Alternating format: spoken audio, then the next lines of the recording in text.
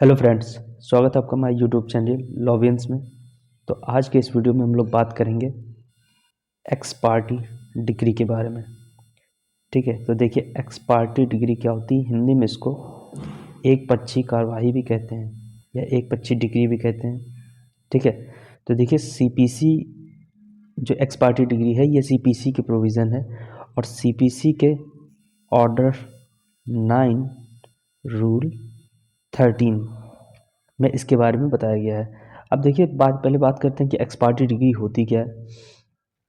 तो देखिए x party degree क्या होती है कि जब कभी किसी सूट में, ठीक है, प्लेंटिफ प्रेजेंट होता है लेकिन डिफेंडेंट प्रेजेंट नहीं होता है, ठीक है, तब जज क्या करते हैं या कोर्ट क्या करती है कि उस सूट में एक्स पार्टी डिग्री प्रोसीड कर देती है या एक्स पार्टी ऑर्डर प्रोसीड कर देता है। अब ऑर्डर और डिग्री में क्या अंतर है ये अब हम लोग जानेंगे कि एक्स पार्टी डिग्री कब प्रोसीड होती है और एक्स पार्टी ऑर्डर कब प्रोसीड होता है।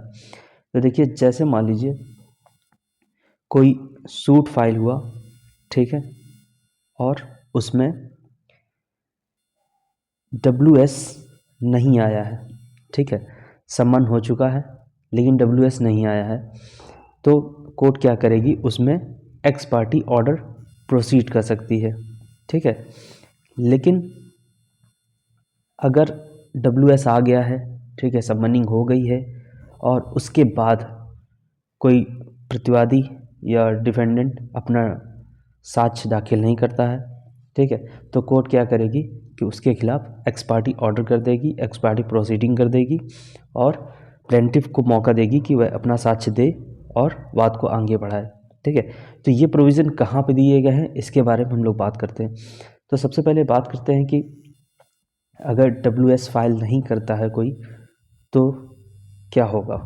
ठीक है, तो देखिए CPC का ऑर्डर 8 रूल 10 जो है ये हमें इसके बारे में बताता है। तो देखते हैं कि ऑर्डर 8 रूल 10 है क्या।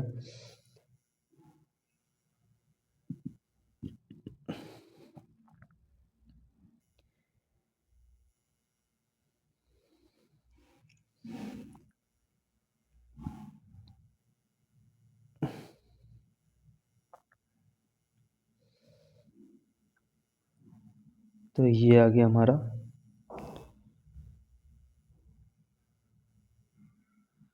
Order 8 rule 10। ठीक है, तो देखिए इसमें कहा गया है कि जब न्यायालय द्वारा अपेक्षित लिखित कथन को उपस्थित करने में पक्षकार असफल रहे, ठीक है, यानी कि जब WS पक्षकार जो है फाइल नहीं करता है तब क्या होगा, तब होगा जब ऐसा कोई पक्षकार जिससे नियम 1 या नियम 9 के अधीन लिखित कथन अपेक्षित है उसे न्यायालय द्वारा यथास्थित अनुज्ञात या नियत समय के भीतर उपस्थित करने में असफल रहता है, वहाँ न्यायालय उसके विरुद्ध निर्णय सुनाएगा। ठीक है, उसके विरुद्ध या तो ऑर्डर कर सकता है या वाद के संबंध में ऐसा आदेश करेगा जो वह ठीक समझे। ठीक है, और ऐसा निर्णय सुनाए जाने के पश्चात डिग्री तैयार की जाएगी। ठीक, इसी के साथ इसी में एक ऑर्डर 9 रूल 6, ठीक है, ऑर्डर 9 रूल 6 में क्या कहा गया है, कह रहा है जब केवल वादी प्रेजेंट हो, ठीक है, वादी उपसंजात होता है तब क्या प्रक्रिया होती है, जब वादी की सुनवाई के लिए पुकार होने पर वादी उपसंजात होता है यानी कि वादी प्रेजेंट होता है और प्रतिवादी उपसंजात या नहीं होता है यानी कि डिफेंडेंट अब्सेंट होता है, तब क्या होता है, जब सम्मन की तामील सम्यक रूप से की गई हो। यदि यह साबित हो जाता है कि सम्मन की तामील सम्यक रूप से की गई तो न्यायालय आदेश कर सकेगा कि वाद की कार्रवाई एक पक्षी सुनवाई की जाए। ठीक है,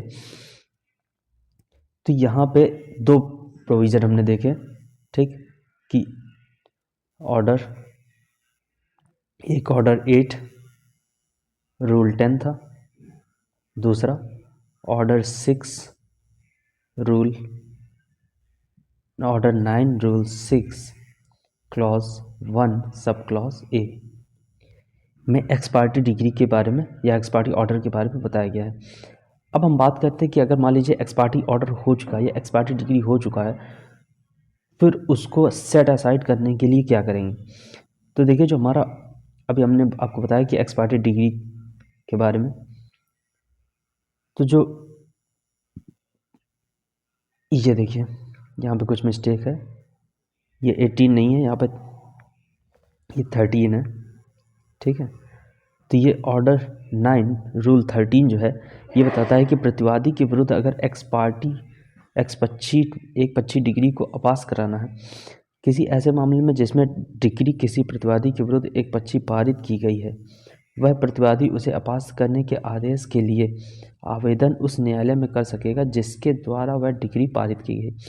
तो ये आवेदन कहाँ करेगा? उसी की न्यायालय में करेगा जिस कोर्ट द्वारा एक पक्षी डिग्री पारित की गई है। और यदि वह न्यायालय के समाधान कर देता है कि समन की तामील सम्यक रूप से नहीं की गई थी या वह वाद की सुनवाई के लिए पुकार होने पर उपसंजात होने से किसी पर्याप्त हेतु से निवारित कर रहा था, तो खर्चे के बारे में न्यायालय में जमा करने के या अन्यथा ऐसे उपबंधों पर जो वह ठीक समझे, न्यायालय यह आदेश करेगा कि जहाँ तक डिग्री उस प्रतिवादी के विरुद्ध है वहाँ तक वह अपास्त कर दी जाए और बाद में आगे कार्रवाई नियत की जाए, ठीक है। तो जब एक पक्षी डिग्री हो जाएगी तो उसको अपास्त कराने के लिए हम कौन सी एप्लीकेशन देंगे? ऑर्डर 9 रूल 13 की, ठीक है।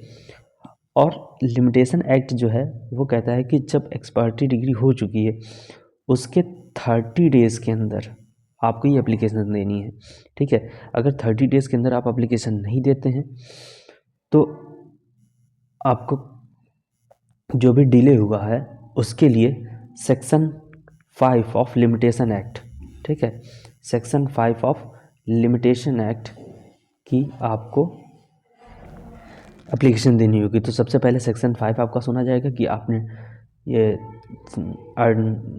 एक्सपायरी डिग्री को पास कराने के लिए एप्लीकेशन लाने में इतना डिले क्यों किया है, उसके बाद ही आपकी 9/13 सुनी जाएगी, ठीक है।